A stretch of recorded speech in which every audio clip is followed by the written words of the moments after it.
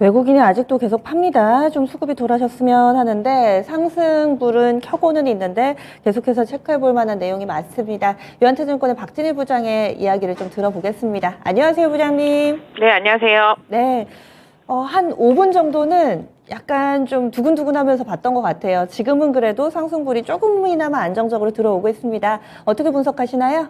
네, 시장이 전날 금요일날 미국 시장 같은 경우 좀 반등이 나왔습니다. 반등의 이유가 참 재밌습니다.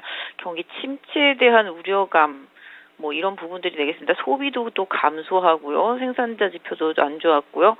그러다 보니까 또 기업 실적까지 안 좋은 부분들 다 겹치고 있습니다. 오히려 경기 침체 우려감이 금리 인상을 가속화시키지 못할 것이다라는 기대감으로 시장이 반등을 하면서 미국 시장에서는 그동안 급락했던 기술주가 반등을 한 상태인데요. 저희 계속 얘기가 나오고 있습니다. 가장 큰 호재는 경기 침체다. 이런 얘기가 좀 나오고 있는 만큼 시장도 이제 최악에서 조금씩 벗어나는 움직임 기대가 되고 있습니다.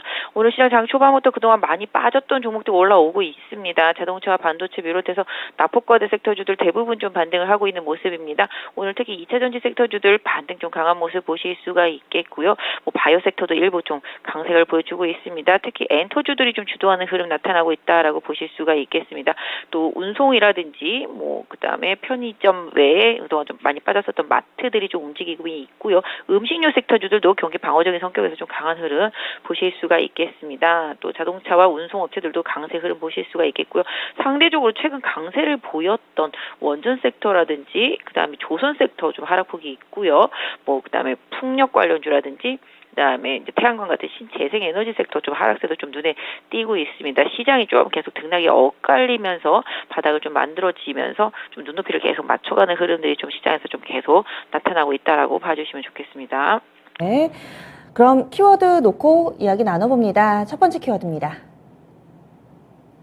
엔터주의 강세, 지금 하이브도 뚜렷하게 반등 움직임이 나타나고 있고요. 엔터 섹터, 콘텐츠 이쪽 나란히 좋습니다. 오늘 반등의 의미 말씀해 주시죠.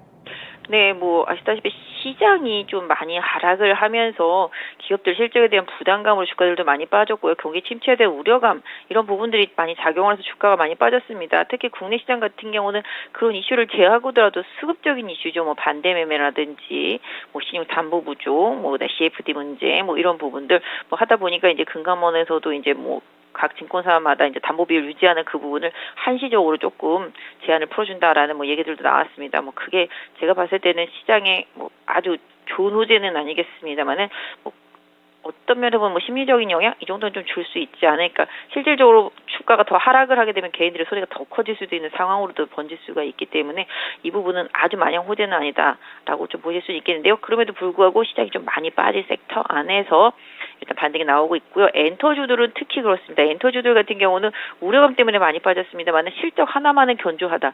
시장 대비해서 견조하고요. 경기 침체에 비례해서 실적이 좋아지거나 나빠지거나 이런 기업들이 아닙니다. 그래서 해당 기업들의 아티스트들의 공연이라든지 각종 실적 이런 부분들이 영향을 많이 주고 있습니다. 그러다 보니까 엔터주들도 낙폭과대 상태 속에서 기술적 반등이 좀 나오고 있다라고 보실 수가 있겠습니다. 지금 JYP 엔터주 4%대 상승 보여주고 있고요.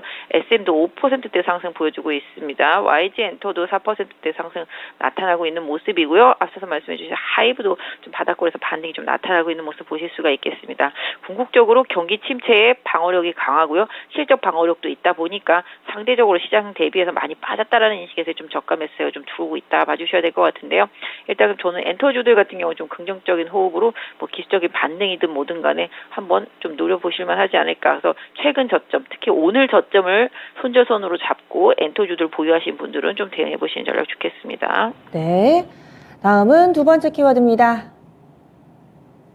음식료주의 강세, 지금 SPC 삼립이 6% 정도까지 오름세를 나타냅니다. 지난주 후반에 시장이 막 고꾸라질 때도 이 종목은 오히려 반대로 움직였는데요. 음식료주들 상대적인 선방 눈에 띄고 있습니다. 이 시간을 통해서 필수 소비재 좀 관심 가져보자 여러 번 강조해 주셨잖아요. 그 일환인가요?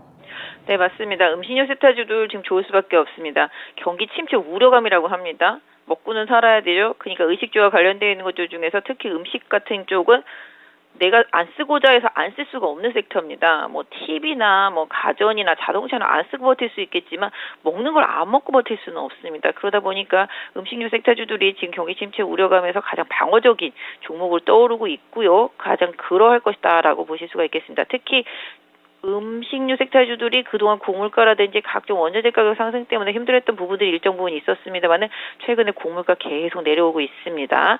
이 부분도 일정 부분 호재가 되겠죠. 원가 부담이 줄어들기 때문에 그렇기 때문에 음식료 섹터주들은 계속 강조해드린 대로 긍정적인 대응 계속 유지되어야 되겠습니다. 제일제당도 그렇겠고요.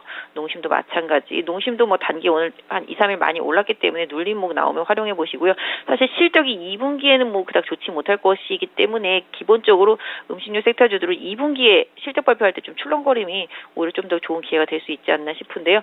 지금 흐름 보시면 뭐 오리온도 실적 기반으로 계속 올라오고 있습니다. 뭐 최근에 롯데칠성이나 하이트젤로 같이 이런 쪽들이 조금 약한 모습이기는 한데요. 이쪽 섹터주들도 주가가 바닥에 있는 만큼 저가권에서는 한번 노려봐야 되지 않을까 싶은데요. 전체적으로 중소형 음식료 섹터주들도 마찬가지가 되겠습니다만은 지금 상태에서는 줄일 수가 없는 섹터다. 라는 점, 이 점을 꼭 염두에 두셨으면 좋겠습니다. 네. 그럼 마지막 키워드 넘어가 보겠습니다. 지난주에 약했던 종목은 강해지고 강했던 종목은 약합니다. 대표적으로 2차 전지의 반등 그리고 신재생의 약세를 꼽을 수 있는데요.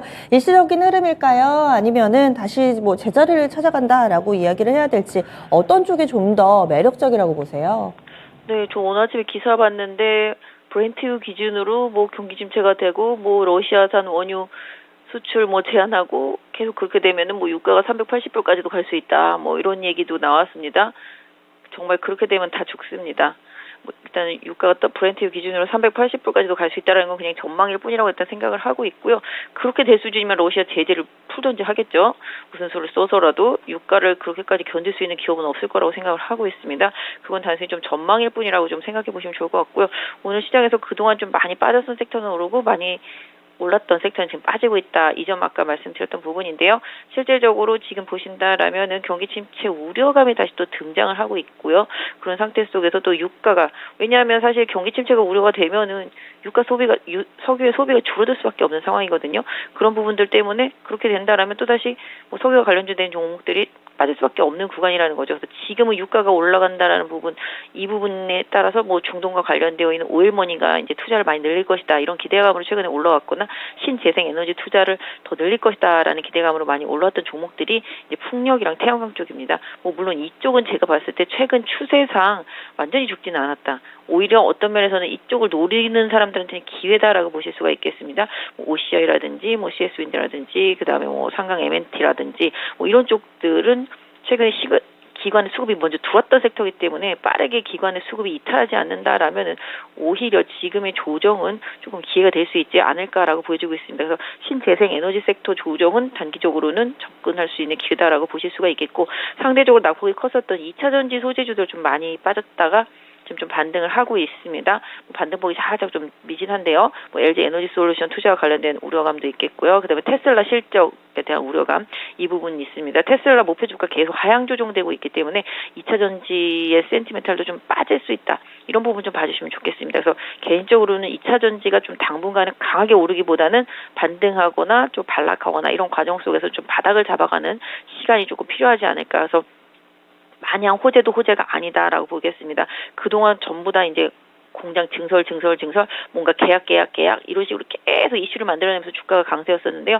그런 부분들도 이미 좀 식상해졌죠. 이제 주가 다 녹아 있고요. 이쪽 섹터가 간다 안 간다 이걸 논하기 이전에 이쪽 산업이 확장 산업이다라는 건 다 뭐든지 다 아실 것 같습니다만은 그 부분마저도 좀 주가에 일정 부분 좀 반영이 돼 있다라고 보는 시각들이 있고요. 반도체에 이어서 2차 전지 섹터 쪽으로도 매물이 계속 강하게 나오고 있기 때문에 일단 2차 전지 섹터주들은 뭐랄까요? 호흡을 아주 길게 가져가시는 분들이 아니다라면은 개인적으로 많이 빠졌다라는 측면에서 단기 트레이딩 하는 성격의 대응으로 뭐 짧은 손절매를 하실 수 있는 분들이 아니라면은 일단 시장을 조금 안정히 찾을 때까지 2차 전지 섹터주들은 조금 관망하시는 투자 전략 어떨까 싶습니다. 지금 반등한다고 바로 또 따라가거나 이래서는 안 되겠네요. 좀 시간을 갖고 지켜보겠습니다. 오늘 말씀 고맙습니다. 네, 감사합니다. 네, 연타증권의 박진희 부장과 함께했습니다.